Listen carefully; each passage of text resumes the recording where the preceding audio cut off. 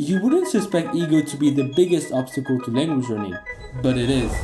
In this video, find out how that is and what it entails specifically, but also how you can take advantage of ego to help you learn your target language. For the sake of this video, we will describe ego as the unhealthy belief in one's own importance. But ego has a tendency to take different forms and shapes. It tends to push you to pursue comfort and despise discomfort. I meticulously read the book Ego is the Enemy from Ryan Holiday and analyzed many of my own experiences with language learning to give you the 8 most important lessons that I learned in this regard.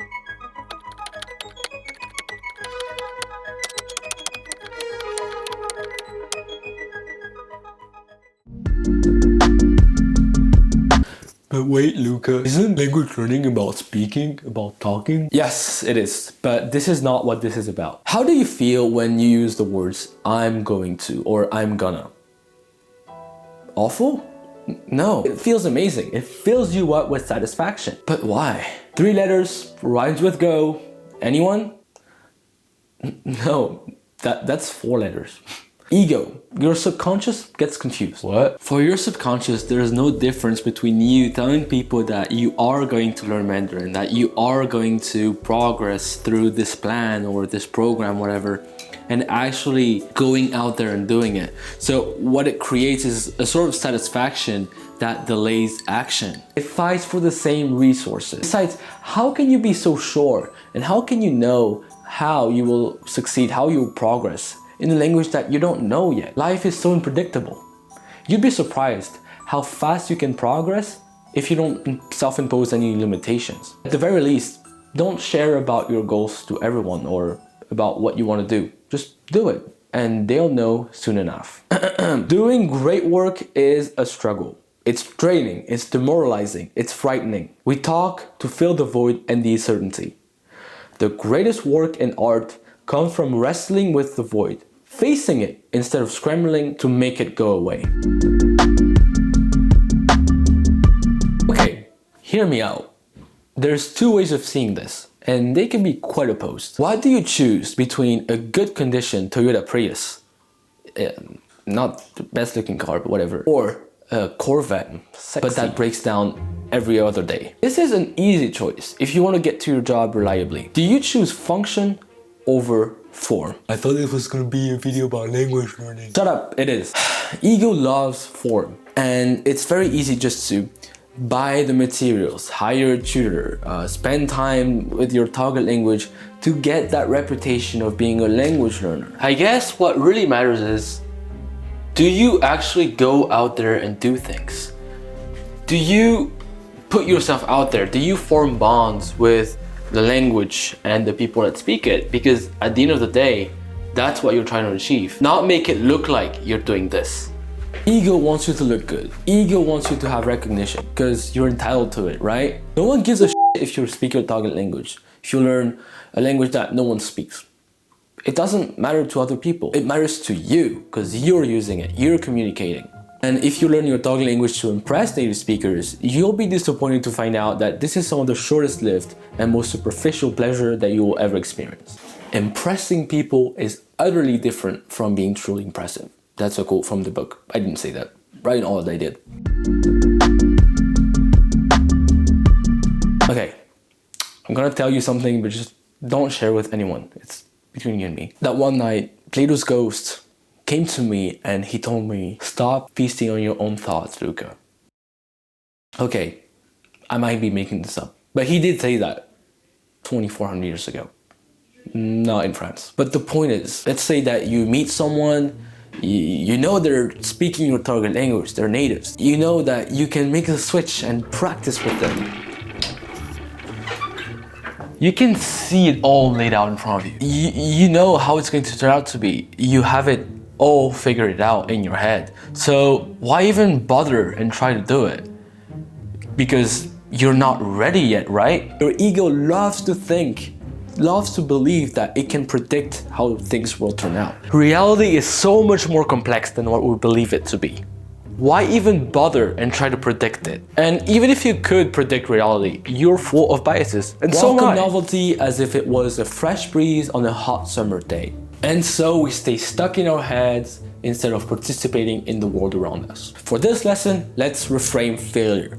Failure is the act of not taking action. Instead of failing to say something, instead of not succeeding in the conventional way. The ego doesn't want to hear this.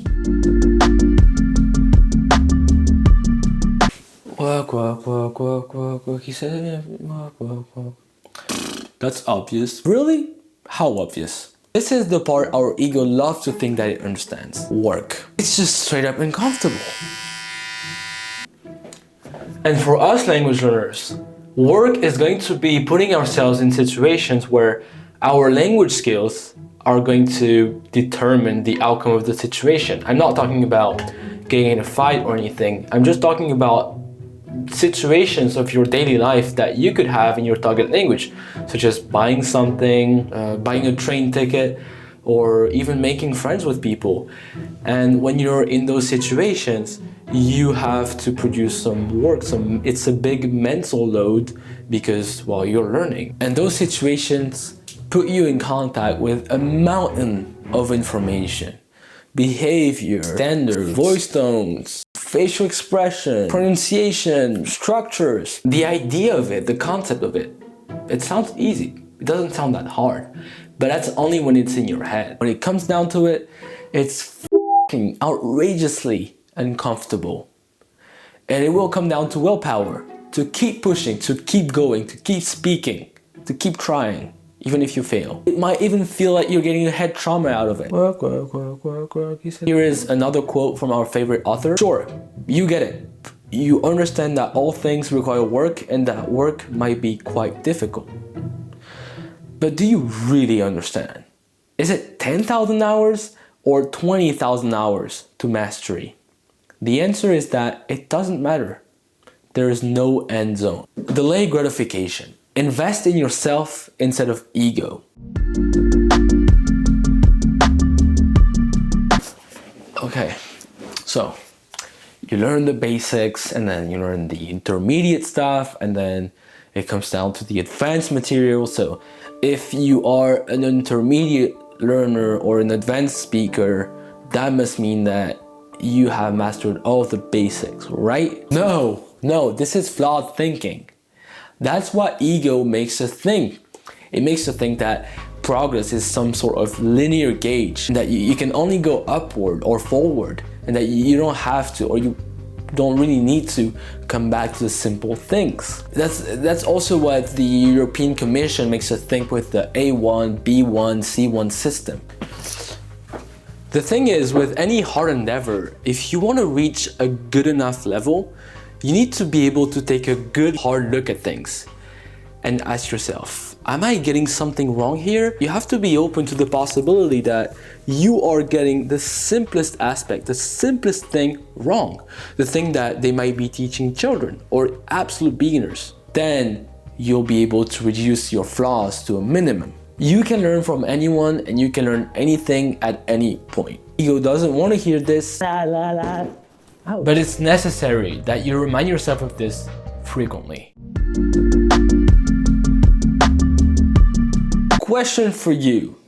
What is the most desirable toy for a child? The toy that their brother, sister, cousin, friend has. We're deeply rooted to want what others have. Actually, it's not fair to say we. Our ego is deeply rooted to want what others have. Ego wants it all. It wants the shiny stuff, it wants the best, but without all the sacrifices that come with it. Ego wants it all. And in the case of language learning, it will make you envy other speakers or other learners whose native language is closer to your target language, or even native speakers. But this is stupid. Sometimes it makes you want things that you wouldn't like if you had them. For example, being a native speaker of your target language. That would mean that it would take all the accomplishment and the fun away from the pursuit of speaking your target language, and you would lose your native language. You would have another one. That's silly. You wouldn't be the same person. If you don't know what you want and what you like, you will never reach satisfaction. You will always try to please your ego, but it's never ending. because it's always based on external factors. You will feel like nothing. You will feel miserable every time you cross paths with someone that is seemingly more successful than you. And you don't know what they have, what they've been through. Ego rejects trade-offs. Why compromise? Ego wants it all. You go for it. You open your mouth, you're thinking about what to say, you give it your best shot, and then you fumble, you don't find your words, you say something that you didn't mean. You fail terribly. Any built-up ego is going to get crushed instantly. This humility breakthrough, that's what it is. It's really necessary for any progress. It will happen in any progress curve. It's never going to be linear. It's always going to come back down and back up again. And this work is really crucial to overcome what made you feel uncomfortable and what made you feel miserable, what made you fail in the first place. By doing this deep work, this shadow work, you will become a better speaker all around. But yeah, the advice is to not be an ostrich and not bury your head in the sand when you are going through something that's uncomfortable, that makes you feel miserable, but actually take it into account and do the work, the very painful but necessary work to become a better speaker overall, to improve on something that made you struggle, something specific. Don't let a bad situation make circumstances worse. When you fail, keep a healthy mindset. Don't self-destruct. It is the easiest thing to do, but the outcome isn't anything that you would want. Stay strong. Is it dead time or a lifetime? I like this lesson title.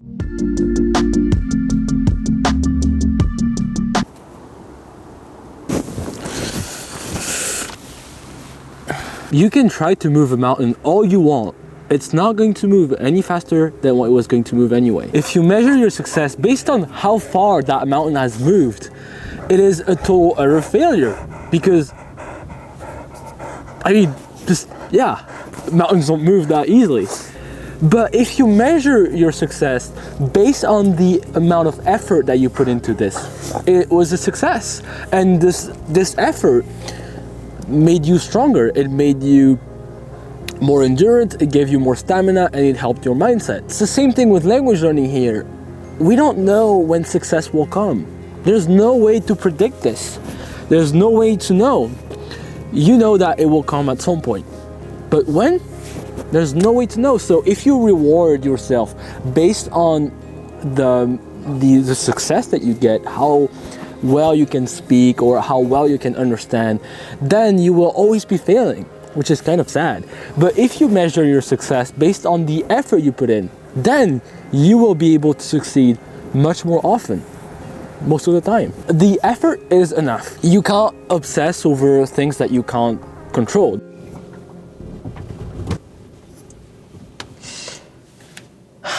So yeah, I guess that's the most important lesson. It's just to be satisfied, to not always want more. Just consider that what you have is enough. The number of languages you speak, your level in those languages, consider that this is enough.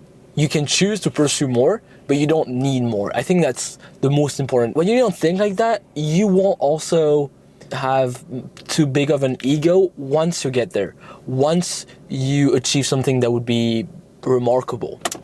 You can also have ego as your compass. When you do something or when you think about doing something and your ego hurts a little bit, I think that this indicates you that you're on the right track because you're going against it and you're staying humble. When you learn a language, you speak with other learners or other native speakers, and you portray your own culture and your own people or country. So if you are a jerk and very egotistical, it doesn't help your cause, right? And I think that being humble and being open, curious, all of those qualities are essential for language learners because they will be with other people that have other standards from different cultures, and you need to be an asset, I think. Yeah, I guess don't let it get to your head and don't take yourself or anything too seriously.